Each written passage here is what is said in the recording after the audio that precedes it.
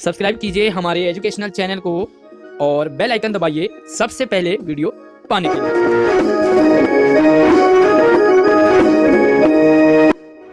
तो आज की वीडियो में हम माता के आंचल पाठ को कंटिन्यू करेंगे, जो कि कृतिका भाग 2 से लिया गया है। वर्कशीट नंबर 63, 4 दिसंबर और क्लास 10th हिंदी में ये वीडियो आपके लिए बहुत ज़्यादा नॉलेजेबल होने वाली है, क्योंकि पार्ट को हम कंटिन्यू करेंगे। तो आगे बढ़ने से पहले वीडियो को लाइक ज़रूर कीजिए और साथ में अपने चैनल को सब्सक्राइब करके बेल आइकन भी प्रेस करना है, ताकि सबसे पहले वीडियो आप तक पहुंचे। तो प्यारे बच्चों, यहाँ पर आप इम्पोर्टेंट चीज़ ये है कि अगर आपकी पुरानी कोई भी वर्कशीट 10th क्लास की छूट गई हो, हिंदी से रिलेटेड वर्कशीट हमारी, तो वो आप लिंक आपको डिस्क्रिप्शन में मिल जाएगा। साथ में प्रैक्टिस सेट है, ग्रामर के टॉपिक है, तो सभी चीज़ें आपको हमारे प्लेलिस्ट में मिल जाएगी। सभी आपको डिस्क्रिप्शन में दे दिया गया है। तो ये पाठ माता का आंचल, जो कि शिव पूजन सहाय जी ने लिखा है, यहाँ तक आपको पता है। और ये आंचलिक उपन्यास है, यानी कि इसमें ग्रामीण परिवेश का वर्णन किया गया है। और खासकर इस पाठ में जो लेखक भोलानाथ है, उन्होंने अपने बचपन में बिताए उन दिनों को याद किया है।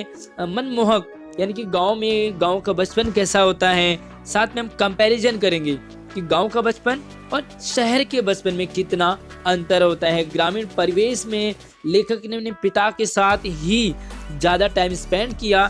जैसे कि हम जानते हैं, छोटे बच्चे वो मैक्सिमम माँ के साथ रहते हैं, लेकिन जो हमारे लेखक हैं तारकेश्वर नाथ या भोलानाथ, वो किसके साथ रहते थे ज़्यादा? पिता के साथ। तो हम समझ सकते हैं कि क्या पाठ का नाम हम पिता का आंचल रख लेना चाहिए। तो चलिए हम आगे जानते हैं। लेखक कहते हैं कि पिताजी हमें प्यार से भोलानाथ कहा करते थे, जबकि इनका असली नाम क्या था? तारकेश्वर नाथ, है ना। तो कई बार सवाल आ जाता है कि लेखक का असली नाम क्या था और लेखक को किस नाम से उसके पिताजी जानते थे। और लेखक कह रहे हैं कि मैं भी जो है, जैसे कि गांव में होता है ना, इस पाठ में ग्रामीण अंचल के बहुत सारे शब्दों का यहाँ पर वर्णन है। तो लेखक भी अपने पिताजी को बाबूजी, गांव में बाबूजी कहते हैं पिताजी को, और माँ को क्या? मैया, है ना। तो यहाँ पर हम मैया कहेंगे तो आपको लगेगा पता नहीं कौन सी लैंग्वेज या किस तरह से बातें कर रहे हैं, लेकिन गांव में अक्सर माँ को मैया, पिताजी को बाबूजी।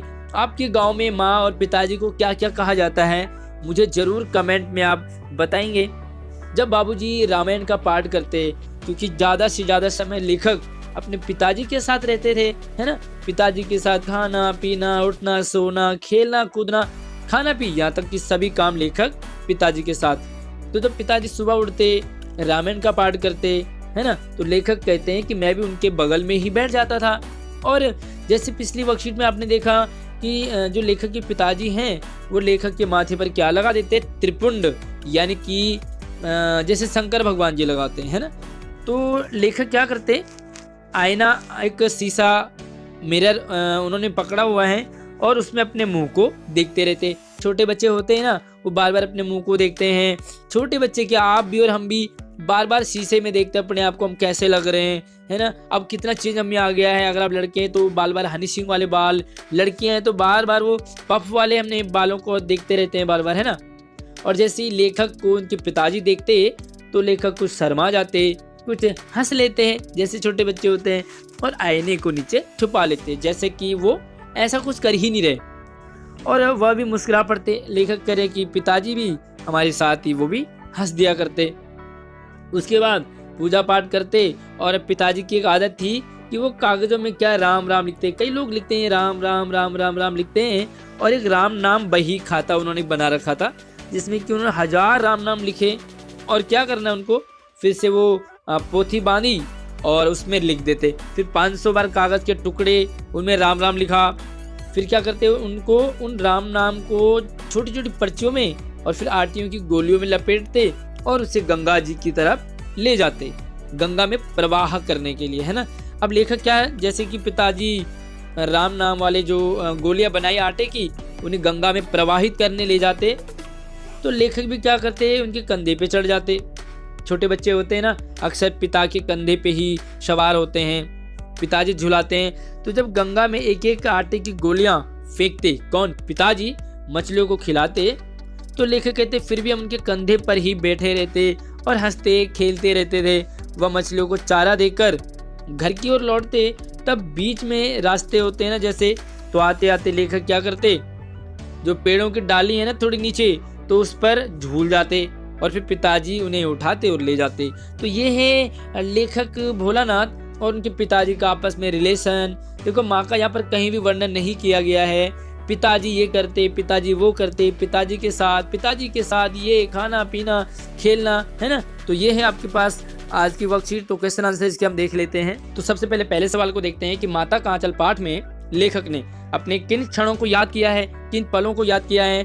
क्योंकि हमारा 10th लेवल हो गया है, अब 10th के अकॉर्डिंग हम आंसर लिखेंगे। तो पैसेज में आपने यहाँ से वहाँ निशान लगाकर आंसर नहीं लिखने हैं। तो पहले सवाल का उत्तर देख लीजिए कि माता का आंचल पाठ में लेखक अपने पिताजी के साथ गांव में बिताए अपने बचपन की हसीन यादों का सजीव चित्रण किया है ना। तो पिताजी के साथ ज़्यादा दिन बिताया करते थे, उन्हीं के साथ रहते, तो हसीन यानी कि उन यादगार पलों को यहाँ पर वर्णन किया है। साथ में ग्रामीण परिवेश, ग्रामीण अंचल का वर्णन, साथ में गांव में बच्चों के कौन से अनोखे खेल होते हैं, तो उन्हीं पर इस पाठ में लेखक ने प्रकाश डाला है। तो इसी तरह से आपने अपने आंसर को लिखना है।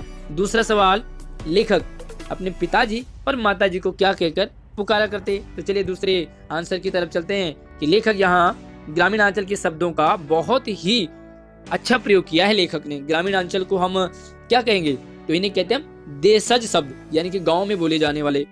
इसी वजह से वो अपने पिताजी को क्या बाबूजी और माताजी को मैया कहकर बुलाते। शहरों में ये नाम बाबूजी और मैया नहीं कहते लोग, लेकिन गांव में यहाँ पर सभी लगभग मैया और बाबूजी इस तरह से हम कहते है ना।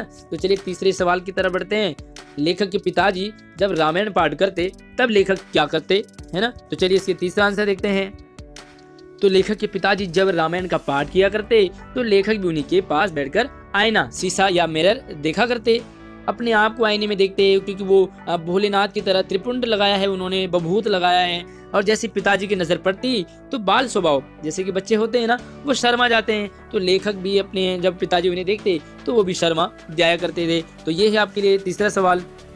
तो चौथा सवाल है कि इस पाठ में लेखक अपने पिताजी के कंधे पर बैठकर कहाँ जाते और वहां क्यों जाते। तो पाठ के अनुसार लेखक अपने पिताजी के कंधे पर सवार होकर कहाँ जाते, गंगा जी के दर्शन करने जाते थे। क्योंकि वहां पिताजी राम नामक कागज के टुकड़ों को आटे की गोलियों में लपेटते, फिर उन्हें मछलियों को खिलाया करते। इसीलिए लेखक भी उनके साथ साथ ही गंगा जी में जाते और मछलियों को वो आटे की गोलियां खिलाया करते। तो पांचवा सवाल एक आपके लिए एक्टिविटी है कि बचपन की कोई मजेदार घटना आपने बतानी है। तो चलिए मैं आपको अपने बचपन की घटना बता देता हूँ। तो आप क्या करेंगे, इसे अपने अकॉर्डिंग आप इसे अपना आंसर लिखेंगे। वैसे तो बचपन की हर एक घटना मज़ेदार और बहुत ही यादगार होती है। बचपन में जो कुछ भी होता है वो हमें लंबे टाइम तक हमें याद रहता है। जैसे मुझे भी अभी जैसे मैंने आपको पढ़ाया, ये वर्कशीट देखी, तो मुझे भी अपना बचपन याद आया, है ना। तो मेरा बचपन उत्तराखंड के पहाड़ी इलाकों में बीता।